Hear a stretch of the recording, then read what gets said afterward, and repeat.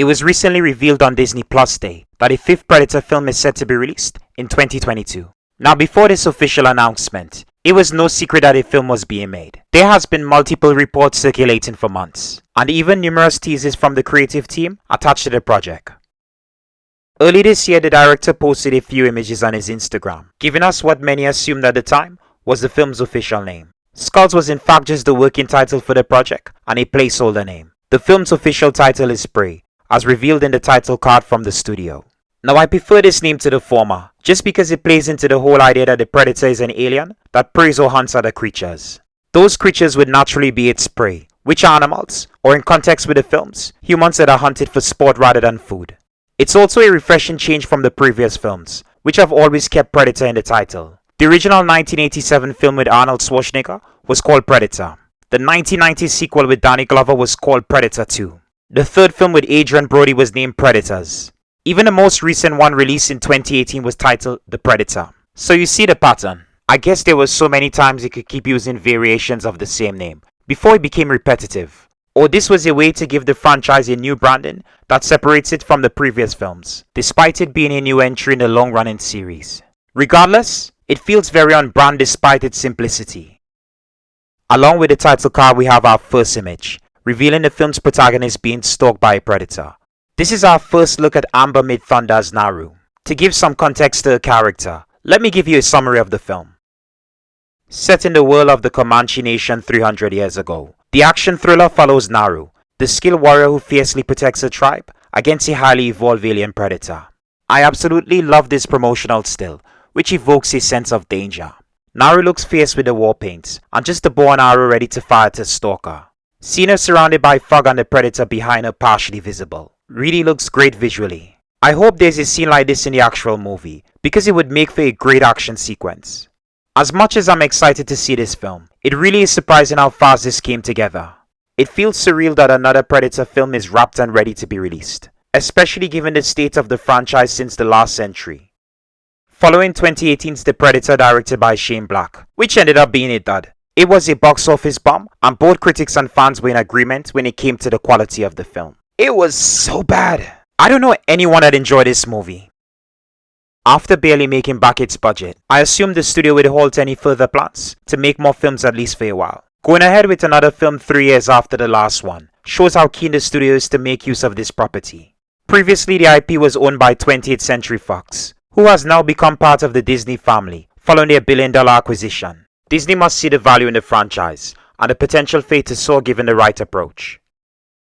Despite a ton of lackluster films in the franchise, The Predator is a popular IP that can be done on a small budget. All of the previous films were made for just under $100 million.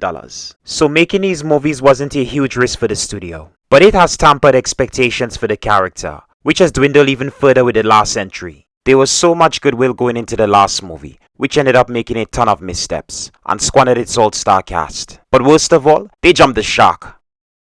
Thankfully, it looks like Disney and the team at 20th Century Studios seem fully committed to bringing us a film that better represents the Predator franchise's roots.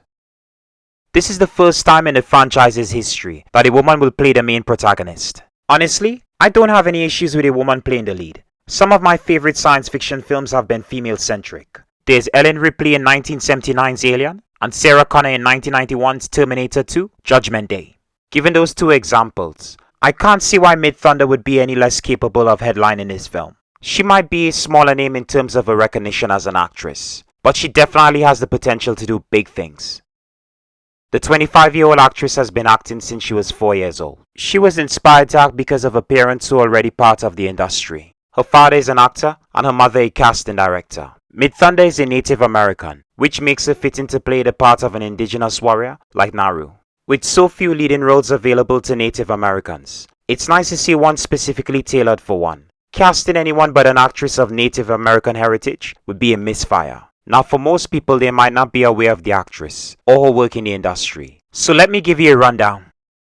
My first exposure to the talent is in the 2012 series, Longmire, where she played a small supporting role. It was the start of her television career, which only continued to flourish over the years. Now the actress is best known for starring in the 2017 FX series, Legion, as Carrie Loudermilk. There she plays a mutant who shares a body with Dr. Carrie Loudermilk, played by Bill Irwin. You should definitely watch this show to see her physicality as an actress. It's what convinced me she'd be a great action star. There's also her role in the 2019 CW series, Roswell, New Mexico. There she plays Rosa/Rosaline Ortecho. Where do I even start with this character? To summarize it quickly, she plays a character who is presumed dead, but then, you know what, I'm not gonna spoil the twist. Just give it a watch if you're into teenage melodrama and aliens. Television aside, Midtthunder has starred in a number of films playing small supporting roles. She appeared in the 2016 film, Hell or High Water, and most recently in the 2021 independent film, The Wheel.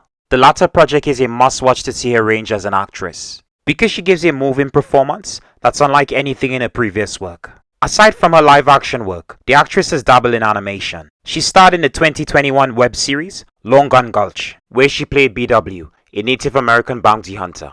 Now, Midtthunder isn't the only cast member to be announced. We also have a number of other actors in unspecified roles.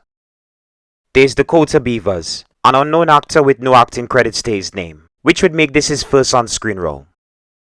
Stormy Kip, a Native American actor best known for his role in Soye. The actor plays a young Blackfleet warrior who struggles with one of the first pandemics brought by Europeans. Kip was nominated for his role in the film and won Native American Best Actor, which was awarded to him by the American Indian Film Festival. Moving on, we have Dane DeLarigo, a basketball player turned actor. He starred as Baal in an episode of American Horror Stories and The Muscle Monster in Sweet Home, the Netflix South Korean TV series. Because of the actor's previous work and his overall stature, he's likely playing a physical role as the Predator. There's also Stephanie Matthias, an actress who comes from North Vancouver, British Columbia. She belongs to the Squamish Nation, an indigenous community residing in Canada. She's best known for her role as Linda Langton in Longmire, an American modern western crime drama television series. One of my favorite additions to the cast is Michelle Thrush. She's a Canadian actress and a First Nations activist for Aboriginal Canadians. As a veteran actress who has been in the industry for over 3 decades, she's had a lucrative career. Thrush is best known for her work in the Canadian crime drama series, Blackstone. There she plays Gail Stoney, a woman living in a fictional Blackstone First Nations reserve. Throughout the show, her character struggles with being an alcoholic. Thrush has received numerous nominations and awards for her performance in the show. She also starred opposite Benicio del Toro in the feature film, aka Jimmy P, which premiered at the Cannes Film Festival. Next up, we have Julian Black Antelope, who represents the Black Horse family of the Weasel people. He's a Canadian actor of First Nation Central America and Irish descent. Also known as JBA, the actor was formerly a musician who transferred to acting in the early 2000s. He's best known for his role in Blackstone as Damien Tailfeathers, which has earned the actor several condolences. Antelope also starred in the 2016 short film Don't Walk Amongst the Dead, where he played Joseph. Finally, there's CJ Collard, an actor and stunt performer from Canada. He's best known for his work on Tribal, a Canadian crime drama series centered on an indigenous tribal police force. The actor has both starred and performed stunt work for the show. It's interesting that this film will feature mostly unknown actors, but that helps not only with the project's budget, it also introduces us to new talents who could become namestays in the industry. Any one of these actors could blow up following the release of this film. It's nice to see them focus on a female character and break away from the mold of having male leads. Added to that, they've decided to make this into an actual film that explores the early beginnings of the Comanche Nation. They are a population of Native American people from the Great Plains, which are a broad expanse of flatland in North America. In present day, their territories consist of 3 major locations: Oklahoma, Texas, and New Mexico. Now, given this will be following a tribe of indigenous people, I would love for the movie to explore their culture, showing their customs, as well as their language. Usually the Comanche people speak Comanche, a Uto-Aztecian language, which means this film will likely feature subtitles. That might be a problem for some, but I feel like the majority of people will be fine with that creative choice. In the past, people will be put off from seeing a film with subtitles, but now with more foreign language films becoming mainstream, people are willing to watch them in their original language. If English-speaking audiences have become more open to watching foreign films that are subbed, then why not an American-made film that has subs? Having the natives within the film speak their own language would feel more realistic and give this project more credibility. It's not just vying to be an entertaining sci-fi action flick, it also has to pay respects to the people it's depicting. I can't speak for the fan base, but I personally love the direction for this film. It sounds like an intimate and personal story that's not trying to be overly ambitious. The idea of a Predator film set in the past where weapons were primitive, in comparison to modern day weaponry, will make for a unique story. It will put our hero at a disadvantage since she's facing off against an alien, which at this point in time is uncommon for humans. This is not like the other films where people have some knowledge of incidents involving the predators and or aliens. It's likely the first time that humans are encountering life from beyond our world.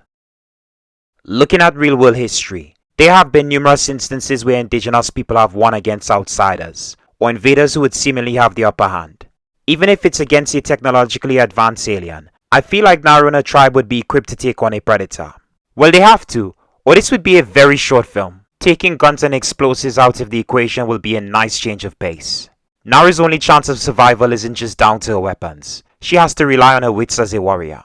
That's why I'm looking forward to seeing more strategy and tactics being used to defeat the predator. Hopefully the filmmakers will put in enough thought and effort into coming up with effective ways that Naru can best an alien that seem plausible even in the context of a sci-fi film.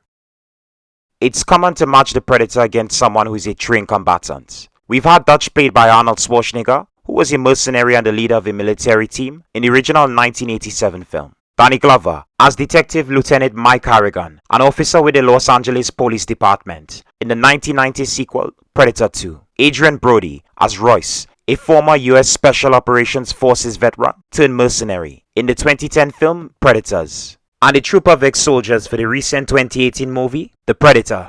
I'm ready to see a female warrior take center stage and give us a fresh new take on this franchise, which could benefit from this new direction. For me, I'm confident that this film could be a success, not based on the lead heroine, but a creative team attached to this project.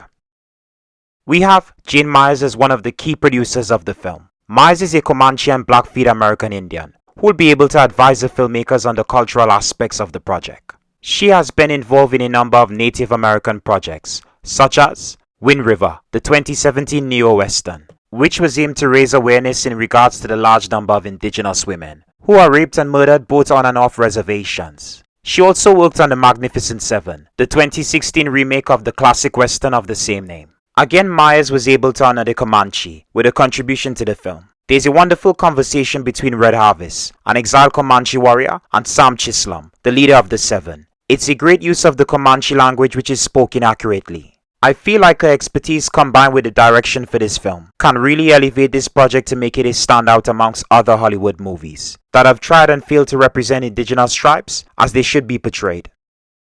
Next up we have Patrick Aison, the screenwriter for the film. The creative has mostly worked in television writing for shows such as the 2018 Amazon Prime series, Tom Clancy's Jack Ryan, which stars John Krasinski as the titular protagonist, the 2016 Audience Network series, Kingdom, which features an all-star cast led by Frank Grillo, the 2015 M. Night produced series, Wayward Pines, and most recently, Treadstone, a show based on a fictional organization introduced in the Bourne movies. Continuing with the creative team, we have Jeff Cotter, the cinematographer who previously worked with the director on 10 Cloverfield Lane. Cotter has an incredible catalog of work, which has seen him work on music videos, advertisements, film and even television. Amongst his catalog of work I've enjoyed Orphan, a 2009 psychological horror film, the 2009 music video for Kanye West's single, Heard 'Em Say, featuring Adam Levine, and Let It Snow, a 2019 romantic comedy film. Okay, I've saved the best for last, and that's the director of this project. Taking over the reins of the franchise for this latest feature film is Dan Trachtenberg, the director behind 10 Cloverfield Lane. The 2016 film was the creative's debut as a director, and he did an amazing job making arguably one of the best entries in the Cloverfield franchise. Even though the film was limited in scope, because it was set in a singular location, Trachtenberg was able to direct a compelling story with a small cast. The overall direction and also the growing tension he was able to showcase in the psychological thriller makes him an ideal choice for this new Predator movie. If that's not enough to convince you of Trachtenberg's grasp of psychological horror and the sci-fi genre, then check out his work on Black Mirror. The filmmaker directed the series 3-episode titled Playtest, which was also released the same year as his feature film directorial debut. Between his work on Black Mirror and 10 Cloverfield Lane, the filmmaker has been an emerging talent to look forward to in the industry. Prey will make his second feature film to date, and an even bigger test to see his talent as a filmmaker. If anyone can steer the Predator franchise back on track, then it's Trachtenberg and his vision as a director. Also in terms of action, he has that sorted. Just look at his work on the Amazon Prime series, The Boys, the The filmmaker directed the pilot episode, which kickstarted the hit series. Overall, it looks like this project has a lot of things working for it that will result in a wonderful movie that could reignite faith in this franchise, which has had a hard time replicating the success of the original film. Maybe this will be the one that does it and then some. I've always been a huge fan of the Predator and much preferred it to the Alien franchise and the Xenomorphs. So it's nice to see Disney doing something with the property. Hopefully this will live up to the premise and the potential it has given everything we've discussed today. I'm crossing my fingers and praying we get a good film, because if this stumbles, we might just end up seeing the Predator take a break indefinitely. Currently there's no set release date for the film, but we can expect it sometime next year. Also, for the first time ever, a Predator movie will be released exclusively on streaming. The movie will premiere on Hulu, another Disney-owned streaming service. For international viewers, they'll be able to catch the film on Disney Plus, under their Star Content Hub, which is reserved for more mature content. So for anyone who was concerned that this movie wouldn't be rated R, you can relax. Even with it premiering on Disney's streaming service, the film isn't going to be watered down. This is one of those franchises that benefit from being rated R, mainly due to the bloody violence and plenty of swearing. I don't expect this new film to have as much strong language as some of the previous entries, but it definitely needs to deliver on the violence. It's not a Predator movie without some gore. Well, a ton of gore. I expect that the next time we get something from this project, it will either be an official poster or a teaser trailer. I'm more looking forward to the latter to get an idea of the film's tone, and just to see some footage from it. Well, that brings this episode to a close. I'll be keeping an eye on more news and reports on Prey as it gets closer to its release date. Depending on what's revealed in the lead up to the film, I'll cover it here on the channel in a follow-up video. So stay tuned. So what are your thoughts? And are you excited for a new Predator movie? Also, how do you feel about it being on streaming? Should it be released theatrically or it doesn't matter? Let me know in the comments below. Anyways folks, that's all for now. Thank you for watching and I hope you enjoyed the show. Please feel free to subscribe, like, and comment below. And hey, maybe this wasn't your cup of tea. And that's okay. Just remember to take care and stay safe.